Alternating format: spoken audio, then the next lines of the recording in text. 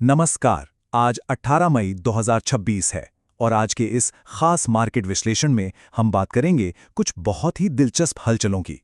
बाजार ऊपर से तो आज काफी शांत दिख रहा था, लेकिन अंदर ही अंदर एक बड़ा तूफान चल रहा था।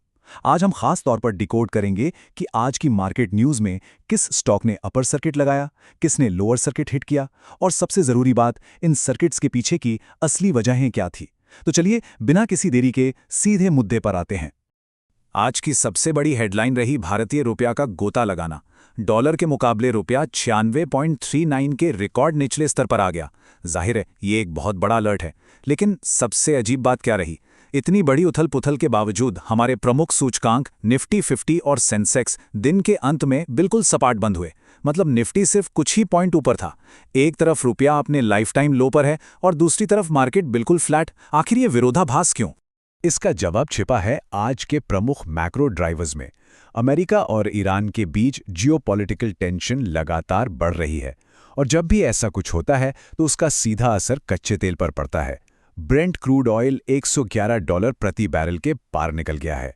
अब जरा सोचिए, जब कच्चा तेल इतना महंगा होगा और ग्लोबल बॉन्ड यील्ड्स भी उछाल मारेंगे, तो भारत जैसे देश में महंगाई यानी इन्फ्लेशन का डर तो बढ़ेगा ही। इसी डर ने आज बाजार पर भारी दबाव बनाया। अब सवाल उठता है कि अगर बाजार में इतना डर था तो निफ्टी क्रैश क्यों नहीं हुआ? इसका पूरा क्रेडिट जाता है आईटी सेक्टर को। निफ्टी आईटी इंडेक्स ने आज करीब 2.5% की शानदार छलांग लगाई और एक ढाल का काम किया। लेकिन अगर ब्रॉडर मार्केट को देखें तो कहानी बिल्कुल अलग थी। निफ्टी स्मॉल कैप 100 इंडेक्स 1.25% से ज्यादा गिर गया। ये साफ दिखाता है कि घबराहट के माहौल में पैसा छोटे और रिस्की स्टॉक से निकलकर आईटी जैसे सुरक्षित माने जाने वाले सेक्टर्स की तरफ भाग रहा है। और ये घबराहट कितनी गहरी थी, जरा इन आंकड़ों से समझिए। 213 बनाम 58।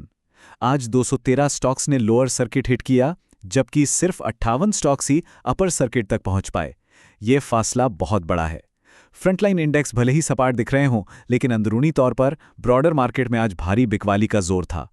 अब हम बार बार सर्किट की बात कर रहे हैं तो इसे थोड़ा आसान भाषा में समझ लेते हैं।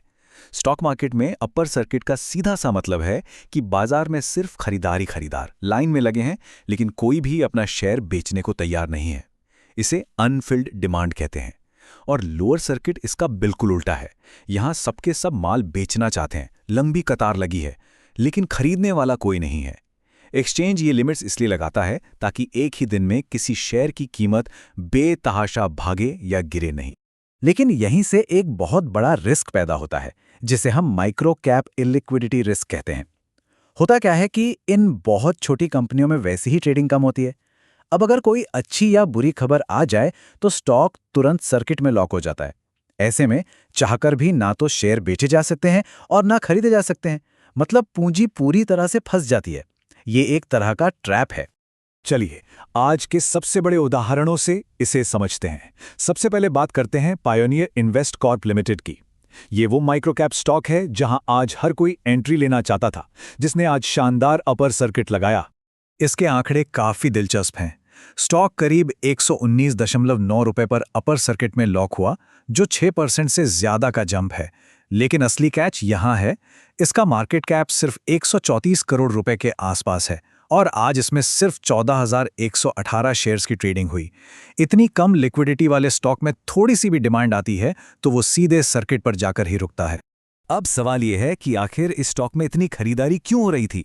दरअसल इसके फंडामेंटल्स काफी सपोर्टिव दिख रहे हैं।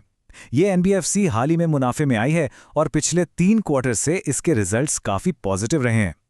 इसके अलावा ये अपनी बुक वैल्यू से भी नीचे ट्रेड कर रहा है, सिर्फ 0.9 के प्राइस टू बुक वैल्यू पर। टेक्निकली भी देखें तो स्टॉक अपने सभी प्रमुख मूविंग एवरेज से ऊपर है, जो एक बहुत ही स्ट्रांग बुलिश ट्रेंड का इशारा है। लेकिन रुकिए, पूरी तस्वीर अभी बाकी है। आज पायनियर की डिलीवरी वॉल्यूम में पिछले 5 दिनों के औसत के मुकाबले 90% से भी ज्यादा की भारी गिरावट आई है। ये एक बहुत बड़ा रेड फ्लैग है। इसका सीधा सा मतलब ये हो सकता है कि आज का ये अपर सर्किट किसी लॉन्ग टर्म इन्वेस्टमेंट की वजह से नहीं, बल्कि शायद सट्टेबाजों की डिमांड या बहुत ही पतली लिक्विडिटी की वजह से लगा हो। अब चलते हैं सिक्के के दूसरे पहलू की तरफ। बात करते हैं GVK power and infrastructure limited की, जिसने आज लोअर सर्किट का दर झेला। यहां माहौल बिल्कुल पैनिक वाला था। हर कोई बस बाहर निकलने की फिराक में था, लेकिन दरवाजे पूरी तरह बंद थे। इसके नंबर्स देखिए। हालत काफी खस्ता है। स्टॉक 3.14 रुपए पर बंद हुआ। मार्केट कैप करीब 495 करोड़ से ज्यादा का है, लेकिन आज का टर्नओवर सिर्फ और सिर्फ 0.086 करोड़ रुपए। ये लगभग ना के बराबर है। इसी इलिक्विडिटी के चलते सेलर्स पूरी तरह से ट्रैप हो गए और स्टॉक तुरंत लोअर सर्किट में लॉक हो गया। इस भारी बिकवाली की वजह बिल्कुल साफ है। कंपनी के लॉन्ग टर्म फंडामेंटल्स बेहद कमजोर हैं, बुक वैल्यूम नेगेटिव में जा चुकी है और सबसे डराने वाली बात है इसका रिस्की नेगेटिव एबिटा, जो 284.22 करोड़ रुपए के भारी नुकसान में है। चार्ट्स पर भी ये स्टॉक अपने 5, 20 और 200 दिन के सारे अहम मूविंग एवरेज से नीचे लुढ़क चुका है, मतलब हर तरफ से भयंकर बियरिश संकेत। लेकिन यहां भी पायनियर वाली ही एक सिमिलैरिटी है। जीवीके का डिलीवरी वॉल्यूम भी 5 दिन के एवरेज से लगभग 70% नीचे गिर गया।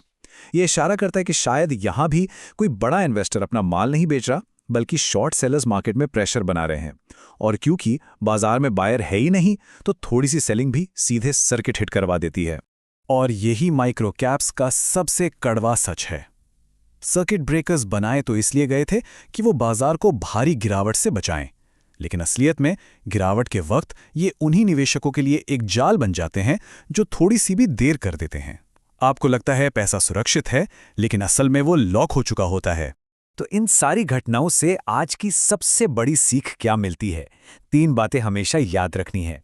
कच्चे तेल और बॉन्ड यील्ड्स जैसे ग्लोबल मैक्रो फैक्टर्स को कभी इग्नोर मत कीजिए, क्योंकि यही मार्केट का असली मूड तय करते हैं।